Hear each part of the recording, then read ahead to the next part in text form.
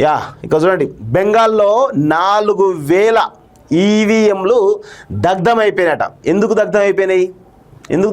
అక్కడ ఎన్నికలు అయిపోయినాయి కదా, మళ్ళీ ఎక్కడైనా పుసుక్కన ఎవిడెన్స్ బయట పెడుతుందేమో. ఈవీఎంలు అన్నీ కూడా మ్యానిపులేట్ అయినాయి అనేది విషయం చాలా స్పష్టంగా అర్థమైపోయింది. ఇప్పుడు దగ్ధం చేసారు కాబట్టి ఎవిడెన్స్ దొరకదు. బీజేపీ ఆడుతున్న డ్రామానే ఇదంతా, వేరే ఏముంటుంది ఇక్కడ.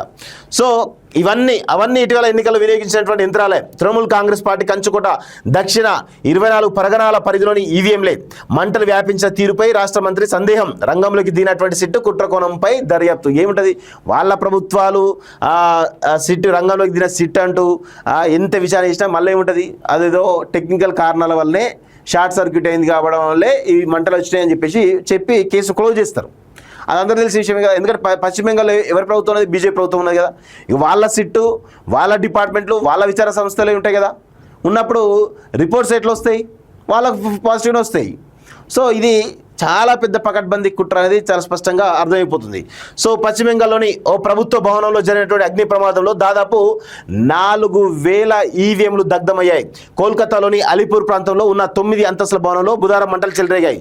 దక్షిణ 24 పరగణాల జిల్లా పరిషత్ కార్యాలయంలో చూడండి, పలు ప్రభుత్వ విభాగాలు ఈ భవనంలో కొనసాగుతున్నాయి. దగ్ధమైనటువంటి ఈవీఎంలన్నీ ఇటీవలి అసెంబ్లీ ఎన్నికల్లో వినియోగించినటువంటి యంత్రాలే. టీఎంసీ కంచుకోట దక్షిణ 24 పరగణాల జిల్లాలోని 10 నియోజకవర్గాలకు సంబంధించినటువంటి తెలుస్తుంది. అంటే దాదాపు 10 కాదు, ఎక్కడ చూసినా మీరు రాసి పెట్టుకోండి, బీజేపీ ఈవీఎంలను మ్యానిపులేట్ చేస్తుంది అనేది గత 10 సంవత్సరాల నుంచి బలమైనటువంటి చర్చ జరుగుతూ ఉంది.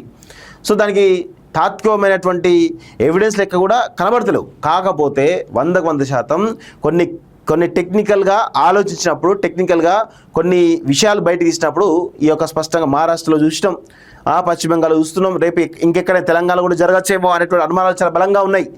సో ఇప్పుడున్నటువంటి పరిస్థితుల్లో ఇక ఈ 4000 ఈవీఎం దగ్ధమైపోయినాయి. ఎందుకు? ఆ 10 నియోజకవర్గాలు ఏవైతే ఉన్నాయో అవన్నీ కూడా స్పష్టంగా ఇది తృణమూల్ కాంగ్రెస్ అడ్డగా కంచుకోటగా ఉన్నటువంటి నియోజకవర్గాలు. సో ఇప్పుడు ఆ నియోజకవర్గాలన్నింటిలో కూడా 4000 ఈవీఎంలను దగ్ధం చేసినట్టే ఎవిడెన్స్ లేకుండా చాలా జాగ్రత్తగా పకడ్బందీగా ప్లాన్ చేసినట్టుగా తెలుస్తూ ఉంది.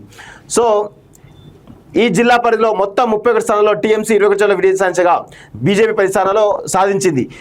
జిల్లా యంత్రాంగ ఫిర్యాదు మేరకు కేసు నమోదు చేసినటువంటి పోలీసులు ఈ వ్యవహారంపై సమగ్ర విచారణ జరపడానికి శుక్రవారం ప్రత్యేక దర్యాప్తు బృందాన్ని ఏర్పరిచారు. ప్రమాదమా కుట్రనే, ఇక ప్రమాదం ఏమీ లేదు, ఇలా అంత ఉత్తముచ్చట.